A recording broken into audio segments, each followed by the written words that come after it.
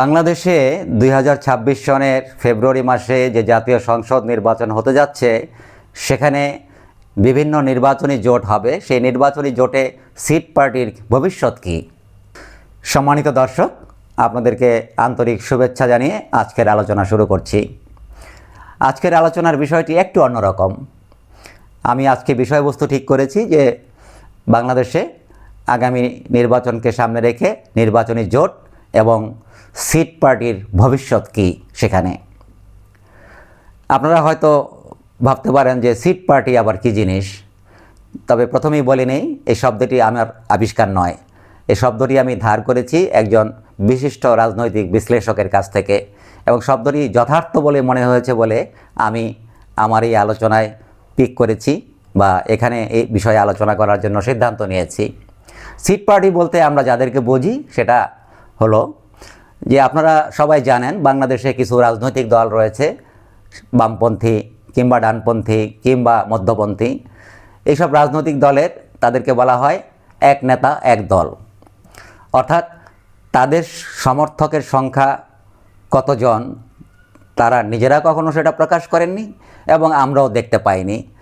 সুতরাং এরকম বেশ কিছু রাজনৈতিক দল আছে যাদের একজন ব্যক্তিই দলের প্রধান, এই ব্যক্তি দলের সব কিছু করে থাকেন, তিনি সব সভা সমিতিতে দলকে প্রতিনিধিত্ব করেন, সেটা রাজনৈতিক আলোচনা হোক, টেলিভিশন টক শো হোক কিংবা নির্বাচন কমিশনের সাথে বৈঠক হোক।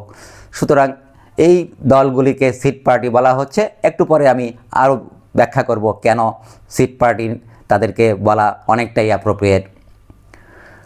এখন এই সিট পার্টিগুলোর যারা প্রতিনিধিত্ব করেন, যেমন কয়েকজনের নামই আমি বলে ফেলি, নাম বলতে কোনো দ্বিধা নেই। যেমন ধরুন, নাগরিক ঐক্যের যে সভাপতি জনাব মাহমুদ ওমর মান্না, গণ অধিকার পরিষদের নুরুল হক নূর, গণসংহতি আন্দোলনের জোনায়েদ সাকি কিংবা জনাব সাইফুল হক, এই যে ব্যক্তিগুলির কথা বলছি, এদেরকে আপনারা প্রতিদিন কোথাও না কোথাও একাধিক টেলিভিশন চ্যানেলে দেখে থাকেন, জনসভায় দেখে থাকেন, প্রেস ক্লাবের সামনে তারা ডেমনস্ট্রেশন করে থাকেন।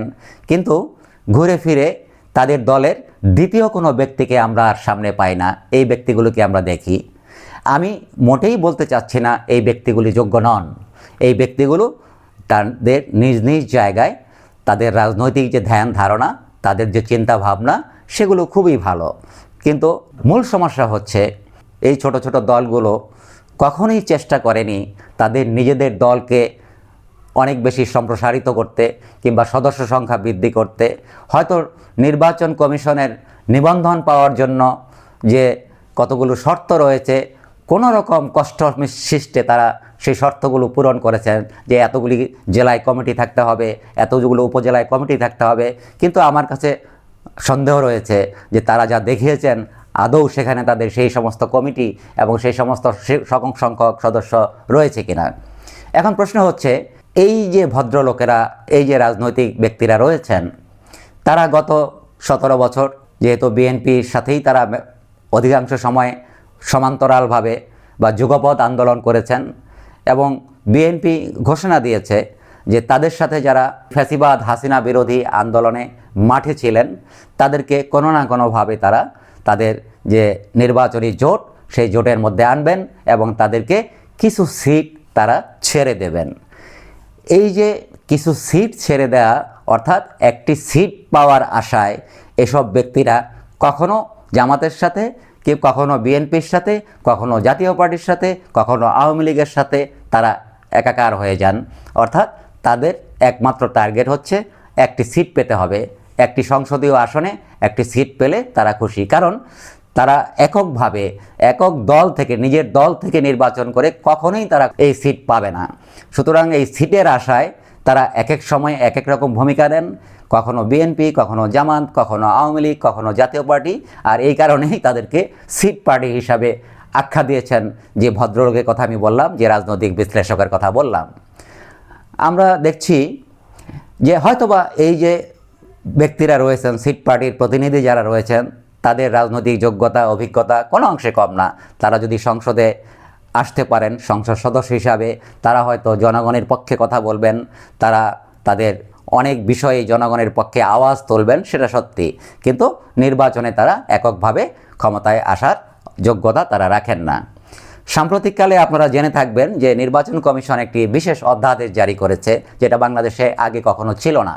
সেই অধ্যাদেশটি হচ্ছে যে কোনো দল যেই দলের সাথেই জোট করুক না কেন, নির্বাচনী জোটে যেখানেই থাকুক না কেন, তাকে নির্বাচন করতে হবে নিজ দলের মার্কা দিয়ে। অর্থাৎ যদি বিএনপির সাথে কোনো দল, এই সিট পার্টির কোনো দল নির্বাচনী জোট তৈরি করে, তবে ধানের শেষে তিনি মার্কা নিয়ে তিনি নির্বাচন করতে পারবেন না। তাকে হয় তার কাস্তে কোদাল কিংবা মশাল কিংবা ঘড়ি, তার যে নিজ দলের যে নিবন্ধিত যে মার্কা, সেই মার্কায় নির্বাচন করতে হবে।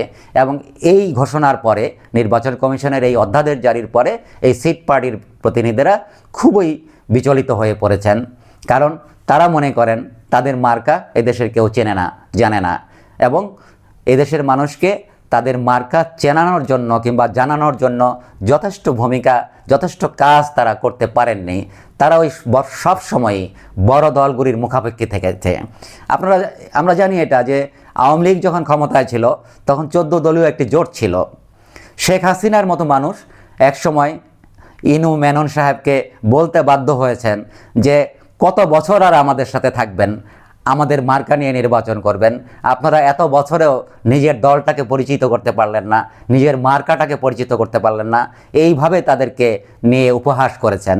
সুতরাং এই সিট পার্টির নেতাদের উচিত যে তারা যেন ধীরে ধীরে এমন একটি জায়গায় পৌঁছাতে পারে যাতে তার নিজের দল, নিজের মার্কা, তার দলের কি রাজনীতি, তার দলের কি আদর্শ, কারণ জাতীয় নাগরিক ঐক্যের আদর্শ কিংবা গণ অধিকার পরিষদের আদর্শ আর বিএনপির আদর্শ তো এক নয়, কিংবা জামাতের আদর্শ তো এক নয়। সুতরাং তারা যখন এইসব দলের সাথে জোটবদ্ধ হয়ে নির্বাচনে যান, তার মানে তিনি তার নিজের আদর্শকে বিসর্জন দিচ্ছেন, বিলীন করে দিয়ে আরেকটি মার্কা নিয়ে তিনি নির্বাচনে যাচ্ছেন। তাহলে তার অস্তিত্বের কোথায়? তার নিজের অস্তিত্বের প্রশ্ন এখানে দেখা দিচ্ছে। সুতরাং আমরা আশা করব ভবিষ্যতে এই সিট পার্টিগুলো তাদের এই বদনাম ঘোচাবেন, তারা ধীরে ধীরে স্বয়ংসম্পূর্ণ হয়ে উঠবেন এবং তাদের নিজের যোগ্যতায় যাতে তারা সংসদে গিয়ে জনগণের প্রতিনিধিত্ব করতে পারেন, সেই চেষ্টা তারা অব্যাহত রাখবেন। এই ব্যাপারে যদি আপনাদের অন্য কোনো মত থাকে, ভিন্ন মত থাকে, কমেন্টের মাধ্যমে আমাদের সাথে শেয়ার করতে পারেন। আমাদের চ্যানেলটি লাইক করতে পারেন, শেয়ার করতে পারেন এবং সাবস্ক্রাইব করে আমাদের সঙ্গে থাকতে পারেন। সবাইকে অসংখ্য ধন্যবাদ।